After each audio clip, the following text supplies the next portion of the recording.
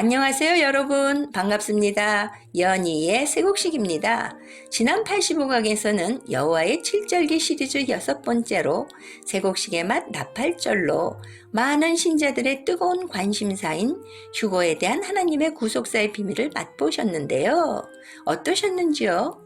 두 부류의 사람들이 있다는 것 기억하시죠?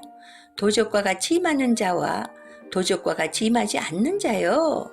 여러분은 어디에 속하는지요? 부디 그날과 그 시를 알아 그날이 도적같이 임하지 않기를 바랍니다. 오늘 역시 묵은 곡식을 먹는 이 땅의 제단인 교회에서는 전혀 맛볼 수 없는 신선하고도 충격적인 맛 보실 텐데요. 오늘 86강에서는 여호와의 7절기 시리즈 7번째로 새곡식의 맛 속죄절이에요. 지난번 나팔절 공중재림 이후 3년 반 지나면 속죄절의 지상재림을 맞이하게 되는데요. 이 맛 역시 이 땅의 제단에서 열심히 예배드리는 종교인들에게는 충격적이고도 놀라운 맛이 될 것 같아요. 그럼 주 메뉴를 맛보시기 전 먼저 에피타이저를 맛보여 드리려 해요. 열방에서 이 방송을 애청하시는 여러분, 재림에는 공중재림인 휴거와 지상재림 2번 있다는 사실을 아시는지요? 왜 2번 오실까요? 대상이 다르다는 거예요. 공중재림에 주님을 맞이하는 자들과 지상재림에 주님을 맞이하는 자들의 신분이 다르다는 거예요. 어떻게요? 여러분, 요셉의 꿈을 기억하시나요? 네, 요셉의 단이 먼저 일어나고 나머지 11형제의 단들이 절을 하잖아요. 이것은 요셉의 꿈을 통해 요셉의 단이 먼저 일어나고 난 후에 이 땅에 남겨둔 11형제의 단을 추수하는 예언의 계시인데요. 이것이 바로 나팔절의 공중재림, 즉 휴거 사건과 속죄절의 지상재림을 나타내는 것이랍니다. 이와 같이 나팔절과 속죄절은 하나님의 구속사 가운데 가을절기에 추수하시는 하나님의 거룩한 성물들이랍니다. 하나님께서는 율법과 복음의 두 언약의 거룩한 씨를 약속의 땅 가나안에 뿌려서 마지막 때 모든 민족 가운데서 믿음의 소산인 복음의 씨로는 하나님의 아들들이 추수되고요. 율법의 씨로는 하나님의 종들이 추수되어 창세 전에 어린 양의 생명책에 기록된 자들을 나팔절 성물과 속죄절 성물로 새 예루살렘 성에 있는 우편 12보좌와 이들을 섬기는 좌편 12보좌로 24보좌를 완성하는 것이 아버지의 뜻이랍니다. 그래서 나팔절과 속죄절은 아주 밀접한 관계가 있답니다.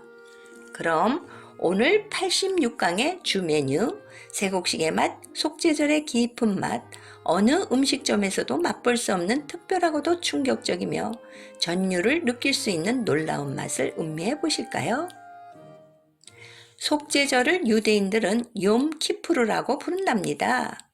이날은 속죄받는 날이기에 유대인들에게는 무척 중요한 날로 나팔절인 7월 1일부터 10일째가 되는 7월 10일이에요. 나팔절과 속죄절 사이인 10일의 기간 동안 율법 아래 있는 이스라엘 백성들이 여호와 앞에 자신들의 죄를 회개하고 속죄함을 받는 속죄일을 의미해요. 이때에 성결의 표를 받은 자들을 거두어서 7월 10일 속죄절에 하나님께 화제로 드리는데요. 나팔절에는 하나님의 아들들이 향기로운 화제로 드려지고요. 10일 속죄절에는 하나님의 종들의 열매로 드려져요. 휴거된 하나님의 아들들과 공중 혼인 잔치를 한 후에 왕권을 가진 후사들과 함께 시온산에 지상 재림하실 때 이때 14만 4천이 어린 양의 피로 씻어 흰옷을 입고 나오는데 그들의 이마를 보니 어린 양 예수의 이름과 여호와 하나님의 이름이 있습니다. 왜 그들의 이마에 어린 양 예수의 이름과 그의 아버지 여호와 하나님의 이름이 쓰여 있을까요? 어린 양 예수의 이름은 구원의 표요. 그의 아버지 여호와 하나님의 이름은 성결의 표인데요. 왜 이들의 이마에 새겨진 표가 두 종류일까요? 율법 시대에는 이스라엘 백성들 가운데 하나님의 종으로 택함을 받은 자들은 이마에 성결의 표를 받습니다. 모세와 엘리야, 요한 등이 그러한 자들이고요. 신약 시대에 율법 아래 있는 종들은 예수의 이름으로 구원의 표를 받고 하나님의 종으로 시온산에 서게 되는데요. 이들이 예수님의 다른 양인 거예요. 신구약 시대 유대인과 이방인들 가운데 하나님의 종으로 택함을 받은 자들로 그들이 어디에 있든지 끝까지 가셔서 여자의 남은 자손으로 마지막 속죄절에 시온산에서 추수해 주신답니다. 할렐루야! 2029년 속죄절에 예수님께서 시온산에 다시 오실 때 예수님은 만왕의 왕이 아니라 어린 양 예수 곧 구원주로 오신답니다.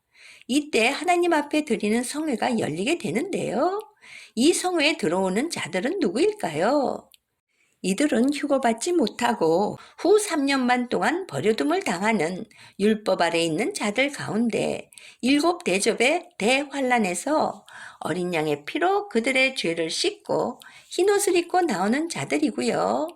이들이 바로 하나님의 종들로 하나님께 향기로운 화제로 드리는 속죄절에 성물로 남겨놓은 14만 4천이랍니다. 그런데요, 애청자 여러분, 지난 85강 세곡식의 맛 나팔절에 어떤 충격적인 일이 일어났죠? 네, 맞아요. 2026년 휴거 사건이 일어났는데요. 또 한 번 충격적인 전율이 느껴지는 놀라운 맛인데 기대가 되시나요?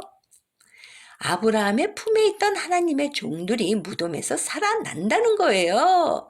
할렐루야! 언제냐고요? 휴거 바로 직전이랍니다.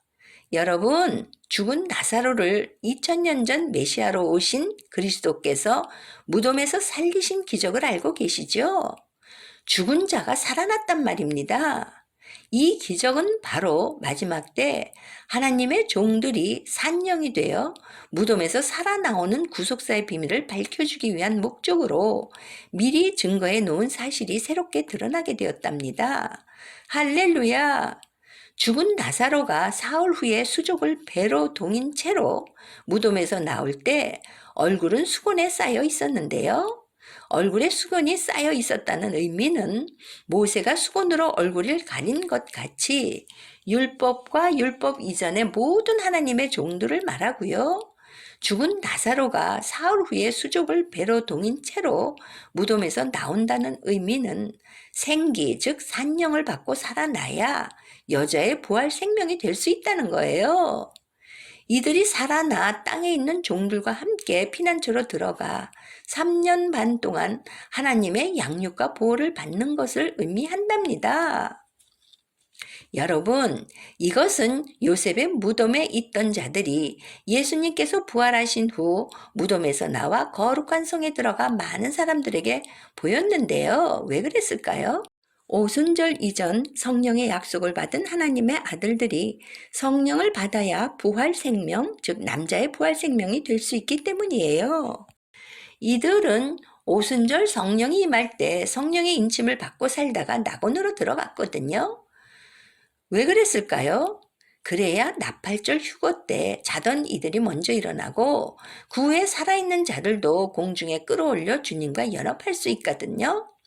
이와 같이 하나님의 종들이 아브라함의 품에서 살아나 생기 즉 산영을 받고 후 3년 반 동안 이 땅에 하나님의 종들과 함께 대환란을 겪은 후 시온산에서 주님을 구원주로 맞이하게 된다는 사실이 정말 마지막 때 계시가 아니고는 도저히 알 수 없는 짜릿한 세곡식의 맛 속죄절이 아닌지요. 열방에서 이 방송을 듣고 계신 애청자 여러분, 그렇다면 왜 이들이 10일 동안 속죄를 하는지 그 맛도 좀 볼까요? 마지막 7년 대환란 때 공중재림하는 나팔절과 속죄절 사이가 10일간인데요.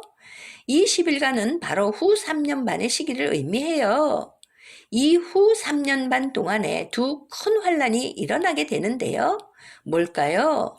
첫 번째로는 42달 동안 일할 권세를 받은 적그리스도가 세운 짐승의 우상에게 경배하고 짐승의 표를 받는 핍박과 환란의 시험을 당하게 되는데요. 이때 우상을 숭배하지 아니하고 이마나 오른손에 짐승의 표를 받지 않고 순교의 피의 양을 채우는 환란의 피 흘림이 있답니다.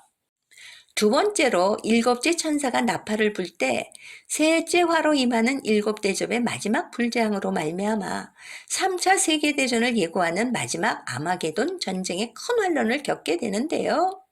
이 시기는 후 3년 반의 시기가 끝나는 시점이기 때문에 그리스도께서 시온산에 지상 재림하시기 바로 직전의 시기랍니다. 그럼 큰 환란에서 나오는 자들은 누구일까요? 이들은 작은 책에 기록된 땅에 속한 율법의 공동체들로 신구약 시대에 회개에 합당한 구원의 표를 받고 산령이 되어 피난처에 있는 하나님의 종들이고요. 마지막 때 추수꾼인 천사들이 14만 4천을 인치고 난 후에 모든 민족에서 아무라도 셀 수 없는 흰 옷을 입고 나오는 큰 무리들의 실체를 어린 양의 피에 그 옷을 씻어 희게 되었다고 하시네요. 여러분, 그때 그리스도께서 내가 도적같이 오리니 누구든지 깨어 자기 옷을 지켜 벌거벗고 다니지 아니하는 자가 복이 있다고 말씀하셨는데, 이때 누구든지 깨어 자기 옷을 지켜 벌거벗고 다니지 아니하는 자들이란 누구일까요? 땅에 속한 타락한 음녀교회에서 거짓 종교 지도자들이 주는 오래된 묵은 곡식으로 만든 종교 교리로 자신을 더럽히지 아니하고 어린 양 예수께서 우리의 구원주이심을 증거하는 정절을 지키는 자들이에요. 땅에서 처음 익은 열매로 구속함을 받은 하나님과 어린 양의 보좌를 섬기는 하나님의 종들을 말하는 것이고요. 이들은 어린 양 예수의 피로 육신의 죄를 정결하게 씻어 회개에 합당한 성결의 표로 흰옷을 입고 후 3년 반 대환란을 통과한 이후 시온산에 도래한 새 예루살렘 성의 첫째 성소에서 개최하는 거룩한 성회에 첫째 부활에 참여하는 복을 받게 되는 자들이랍니다. 사랑하는 애청자 여러분, 속죄절에 어떤 제물을 드리는지 그 깊은 쇠곡식의 맛을 보실 텐데요. 묵은 곡식을 먹는 이 땅의 제단에서 알았던 아사셀과 쇠곡식에서 맛보는 아사셀의 해석은 하늘과 땅 차이예요. 그럼 그 놀랍고도 신선한 맛을 즐기실까요?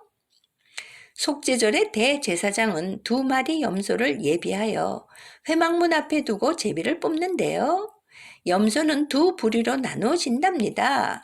한 제비는 여호와를 위하여, 다른 제비는 아사셀을 위한 것입니다.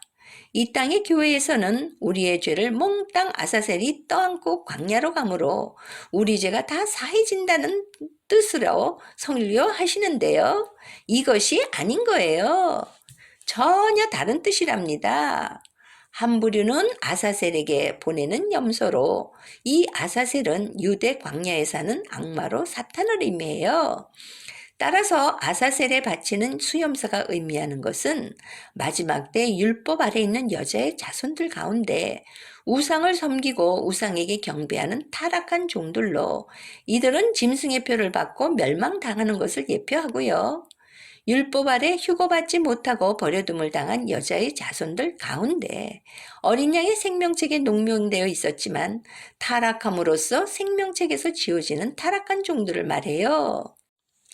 이들은 가인의 계보가 아니라 셋의 계보에서 나왔지만 타락하여 멸망당한 종들을 말하는데요. 가라지는 아니어서 곡식 모양은 하고 있지만 알맹이가 없는 쭉종이로 말씀을 모두 잃어버린 자들을 말해요. 또한 이들은 이스라엘의 자손으로 태어났지만 광야에서 죽게 되고 구원을 받지 못하는 자들인데, 이들이 바로 아사셀을 위해 제비를 뽑아 광야로 내보내어 죽게 하는 염소인 거예요. 쇠곡식에서만이 맛볼 수 있는 시원한 맛이에요. 이와는 달리 여호와를 위해 제비 뽑힌 염소는 제단에 번제로 드려져서 하나님께서 받으시는 거룩한 속죄물이 되는데요. 누구일까요? 이들은 마지막 때 야곱의 남은 자손으로 구속을 받는 14만 4천의 하나님의 종들을 예표하고요. 바로 예수 그리스도의 좌편 보좌에 앉는 자들이랍니다. 할렐루야! 열방에서 이 방송을 애청하시는 여러분, 2000년 전 초림에 오신 예수 그리스도께서는 봄절기인 6월절, 무교절, 초실절, 그리고 여름절기 시작인 이른비 성령이 오신 오순절을 이미 성취하셨습니다. 농부가 봄에 씨를 뿌리고 여름 넉 달 동안 열매 맺게 하시고 추수의 계절 가을절기, 나팔절, 속죄절, 초막절을 예비해 놓으셨답니다. 이 세 절기의 공통점은 거룩한 하나님의 성의로 모이는 절기인데요. 하늘 생명책에 기록된 특별 계층과 일반 계층의 사람들을 추수하는 절기로 예비되어 있음을 뜻합니다. 그중 오늘 세곡식 메뉴 86강에서는 여호와의 7절기 시리즈 7번째로 세곡식의 맛 속죄절을 음미해 보셨는데요. 역시나 묵은국식에서는 맛볼 수 없는 세곡식의 맛 보셨는지요? 그럼 다음 시간에도 영원한 복음인 세곡식의 맛 기대해 주실 거죠? 아직 빨간색 구독 버튼을 누르지 않으신 분 계시네요. 아하, 카톡방에서는 구독이 안 된다고요? 맞아요. 유튜브 연희의 세곡식으로 직접 들어가셔서 지금 꾹 눌러주시고요. 좋아요도 눌러주세요. 댓글도 달아주시면 아주 힘이 된답니다. 설명란에 관련된 동영상을 게시해 놓았으니 꼭 한번 클릭해 봐 주시고요. 주변 분들에게도 많이 공유해 주세요. 지금까지 연희의 세곡식이었습니다. 여러분 안녕히 계세요.